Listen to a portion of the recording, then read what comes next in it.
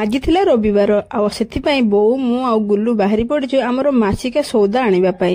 ତ ବୋଉ ତାର ଆଗେଇକି ବାହାରିକି ଯାଇଛି ଆଉ ଏବେ ମୁଁ ମୋର ଗାଡି ବାହାର କରିକି ଗୁଲୁକୁ ନେଇକି ଆମେ ମା ପୁଅ ବାହାରି ପଡିଲୁ। ଏବେ ଆସିକି ପହଞ୍ଚି ଯାଇଛୁ ଷ୍ଟେସନ ବଜାରରେ। ଗୁଲୁ ଆଗେ ପହଞ୍ଚୁ ପହଞ୍ଚୁ ମୋ ହାତ ଟାଣି ଟାଣି ନେଇକି ସିଧା ପହଞ୍ଚିଗଲା ଏଇ ମିଠା ଦୋକାନଟାରେ।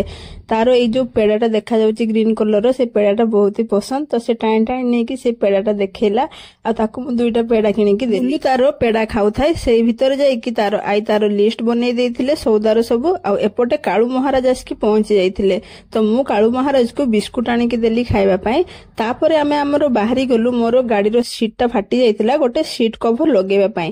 ଏବେ ଆମେ ଆସିକି ଫାଇନାଲି ପହଞ୍ଚି ଗଲୁ ସେଇ ସିଟ୍ କଭର ଦୋକାନ ସାମ୍ନାରେ। ବୋଉ ତାର ପ୍ରଥମେ ଯାଇକି ସିଟ୍ କଭରଟି ବାଛି ନେଲେ ଏବଂ ତାର ରେଟ୍ ଫାଇନାଲ କରିନେଲେ।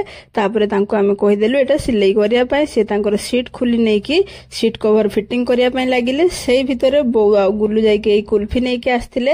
ଗୁଲୁ ତାର କୁଲଫି ଖାଇବା ପାଇଁ ବ୍ୟସ୍ତ। ମୁଁ ମୋର ଭାଗ ମଧ୍ୟ ଏପଟେ ଖାଇନେଲି କୁଲଫି। ସେଇ ଭିତରେ ଆମର ସିଟ୍ କଭର ବି ରେଡି ହେଇଯାଇଥିଲା। ତାପରେ ଆମେ ଆମର ସଉଦା ଦୋକାନକୁ ପୁଣି ବେକ୍ କରିକି ପଳେଇ ଆସିଲୁ। ଏପଟେ ଛେନାପୋଡ ଖାଇଲୁ, ଗୁଲୁ ଖାଇଲା ଲିଚୁର ଜୁସ୍। ଆମର ସଉଦା ଏବେ ରେଡି ହେଇଯାଇଛି। ଆଜିକାର ଭିଡିଓଟି ଏତିକି। ଭଲ ଲାଗିଲେ କମେଣ୍ଟ କରିବେ, ଚ୍ୟାନେଲରେ ନୂଆ ଥିଲେ